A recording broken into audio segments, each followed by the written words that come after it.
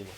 La médite a été très très profonde pour moi. C'est pour la première fois, alors que tu le répètes très souvent lors des médites, ce petit mouvement de vouloir comprendre, chercher, enfin, les pensées. J'ai vraiment vu que tout ça apparaissait dans la conscience. Donc il y a une grande détente par rapport à ça, ou les petits jugements, enfin voilà, tout était vraiment accueilli. Je pense que je peux pas mettre d'autres mots qu'acceptation, qu'accueil là-dessus, sur ce que j'ai vécu. Après la médite, je me suis sentie hyper dense dans mon corps. Ça m'a un peu déstabilisée parce que je suis pas le corps et en même temps tout se passe dans mon corps. Puis je suis allée me balader, je me suis posée sur un banc. Et là, j'ai vu quelque chose d'assez banal, enfin c'est du jugement encore quand je dis assez banal, mais j'ai vraiment vu à quel point j'arrivais pas à m'aimer. Non, j'arrivais pas à aimer l'autre parce que j'arrive pas à m'aimer. Et tout d'un coup, je me dis, ne pas arriver à m'aimer, jusqu'à maintenant, pour le personnage, ça avait une signification particulière, s'aimer soi-même. Et puis, en fait, là, grâce à la médite, je pense que s'aimer soi-même, c'est exactement ce qui s'est passé pendant la médite, c'est-à-dire que tout apparaît et tout disparaît. Voilà, ok. C'est ça. Ok. C'est l'amour de soi. Ok. Merci. Je t'en prie. Ok.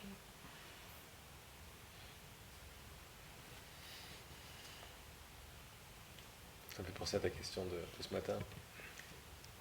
Je sais même plus si j'aime, si je t'aime ou si je t'aime pas. Et en fait, c'est pas à l'extérieur que ça se passe. Mais c'est juste, maintenant réinterpréter, c'est juste, j'ai oublié que j'étais l'amour. C'est ça que ça veut dire. Mais l'amour n'est pas, on peut en faire de la romance, mais ça c'est après ça. Mais ce que j'ai réalisé aussi, c'est faire de la romance, t'es de toute façon jamais nourri.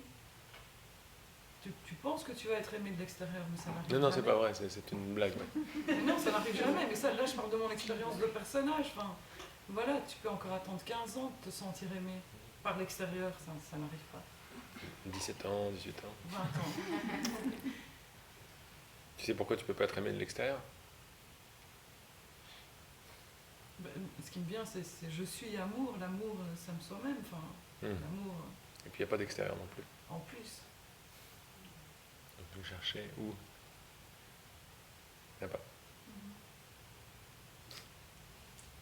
Mais quand ça c'est vu, par exemple, par rapport à ce qu'on a vu ce matin, l'extérieur se met à s'illuminer, l'extérieur devient une touche intérieure qu'on aime bien. C'est ce qui se passe là à l'extérieur. Et je pense que s'il avait fait tout gris, ça aurait été pareil. Quoi. Pareil. Pareil. On a un interprète avec nous qui est magnifique. Il va nous dire si on aime bien les symboles, il va réinterpréter tous les symboles. Je sais qu'on n'ait plus besoin de symboles. Mais il va tourner tout. Même avant même qu'on puisse y penser, il va tout tourner. L'amour. J'ai vu que des couples en fait. Ah ouais, tu vois que des couples. Le gris, c'est le soie. Tu vas tout réinterpréter. Il pleut, ça lave le truc, c'est super. Ça se fait automatiquement. C'est extra. Si on est encore un peu attaché aux pensées, aux croyances, aux trucs, il n'y a pas de mal avec cette expérience non plus, d'aimer la forme. Mais on a pour ça, on a une grande vedette à l'intérieur. Il tourne tout. Il tourne selon l'intensité de l'objectif que j'ai mis. Il y a un objectif qui est l'amour et un objectif le non-amour. Quand j'ai mis l'objectif l'amour, tout va tourner. Toutes les significations que je croyais que le non-amour avait devient de l'amour. C'est pas du non... Ah mais si, c'est de l'amour. Et puis on voit le truc, quoi. Et ça devient de plus en plus automatique. Au début, ça demande vraiment un travail de ré en ré à chaque fois, mais là je vois bien que ça émerge quoi, en fait. Il n'y a plus grand chose à faire. C'est ça. Ça se tourne. Super. Ouais. C'est important ce que dit Lali parce que c'est vrai qu'il y a aussi un paradoxe, il n'y a que des paradoxes, mais il y a un des paradoxes, c'est j'ai besoin de rien faire. Et attention comment on prend ça. En fait, il dit que les changements d'esprit se font de plus en plus vite parce qu'elle s'est entraînée. Et c'est un entraînement. Même être là, c'est un entraînement à penser différemment, à retourner le... En fait, c'est vrai qu'à la base, de façon originelle, on n'a pas besoin de s'entraîner. On est déjà ce qu'on est. Mais on s'est très, très, très entraîné à croire qu'on ne l'était pas. Il est là l'effort qu'on fait. Le gros effort, c'est de ne pas être qui on est. Le gros effort, c'est d'essayer de se faire croire qu'on n'est pas la vie, qu'on n'est pas l'existence, qu'on est séparé. C'est un gros effort. Et ça a été un entraînement. Donc finalement, on s'entraîne pour se désentraîner, quoi. On retourne la vapeur. Et à un moment, ça va de plus en plus vite. Bon, la confiance arrive, la position de décisionnaire commence à être là. Oh yes, je demande un truc avant de l'avoir demandé, c'est arrivé. Quand on arrive là, on commence à toucher des choses comme ça qui sont magnifiques. Oui, ça te sort complètement de la victime, quoi. J'ai vu ça ce matin. Et non seulement ça te sort de la victime, mais ça te met dans la merveille. J'y suis pas encore. Si, mais ça vient. C'est ça que... Mais il y a si déjà je un peux... petit côté jouissif à être beaucoup moins victime, en tout cas. Ouais, et on passe de non-victime. Non-victime, c'est une expérience. Non-victime, c'est une autre expérience. Mais à un moment, Jésus, il a dit, demande et il te sera donné. Alors moi, ce genre de phrase, à un moment, j'étais là, ah yes, super, on y va. Et ça commence à arriver. Et de plus en plus, on retourne cette phrase. On dit, mais, comme je dis souvent, tout ce que j'ai, c'est ce que j'ai demandé. C'est la même phrase, mais encore plus dynamique. J'ai demandé tout ça, donc je l'ai. C'est bon, super. Et quand je rentrais de mon esprit à penser responsable, et croyance, perception, expérience, et pas l'inverse, croyance, perception, expérience, mais à un moment, j'arrive à télécharger de plus en plus de confiance en moi, de certitude que je suis créateur, même si je n'en ai pas complètement les commandes, mais je sais que je suis. La confiance grandit, la foi dont on parlait tout à l'heure, ça grandit, ça grandit. Et à des moments, on touche des choses superbes, on commence à planter des graines et on se dit, bon bah je veux voir ça. Et la certitude arrive de plus en plus vite, dans le sens où juste l'attitude, je parlais un peu d'attitude ce matin, mais l'attitude de demander, t'es déjà sûre et certaine à 1000% que c'est déjà arrivé ce que tu as demandé. Quand on arrive là, les mots s'arrêtent. Parce qu'on n'a même plus besoin de demander du spécifique.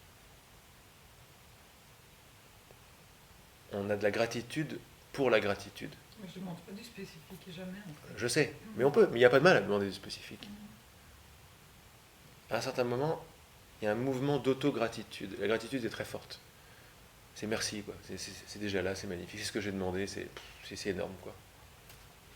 Et ça devient une énergie où on n'a même plus besoin de situations particulières, de choses particulières, de télécharger un truc particulier. À un moment, c'est vraiment le désir, ce désir lui-même. La responsabilité se suffit à elle-même pour être joyeuse. C'est la joie d'être joyeux, c'est la conscience d'être conscient. Ça se retourne en soi dans le sans-forme. C'est déjà un mouvement, le retournement.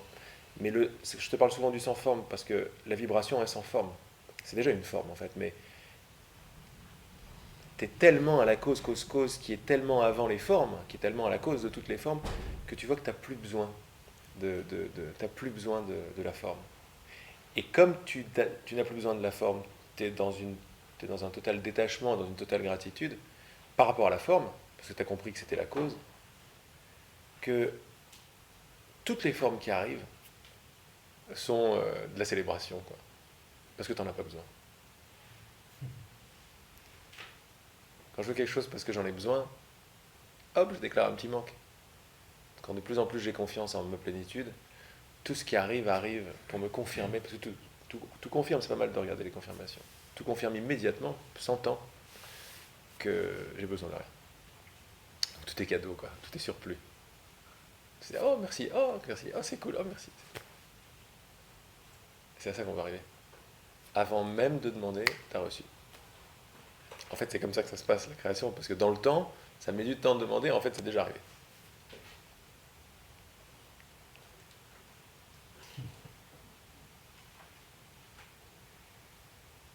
C'est une certitude que tout est bien. La main de Dieu. La main de Dieu. C'est une image qui m'a vraiment... Partout la main de Dieu. Qui est venue se tatouer sur ma peau hier. Ah, c'est sûr que si on se prend pour des séparés de l'existence, et donc on s'en veut, et donc après il faut se racheter en quelque sorte, se repentir, se pardonner, je sais pas, pour mériter. Donc on part du principe qu'on ne mérite pas. Et le seul obstacle, c'est qu'on n'ose pas voir à quel point on est aimé, en fait. On n'ose pas, c'est trop, c'est too much, quoi. On me dit c'est trop, c'est ça qui est trop.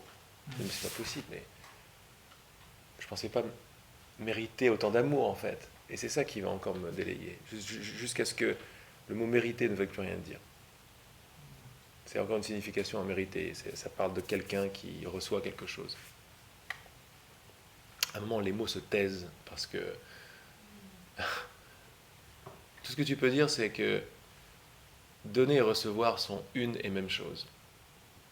Mais qu'est-ce que tu veux dire après ça? C'est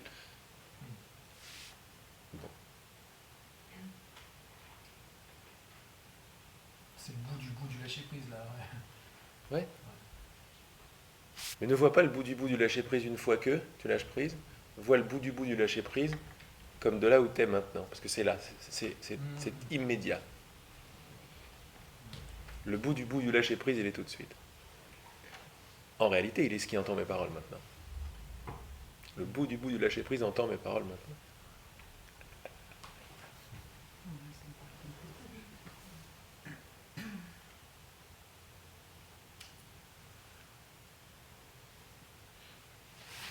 Bonjour Léa.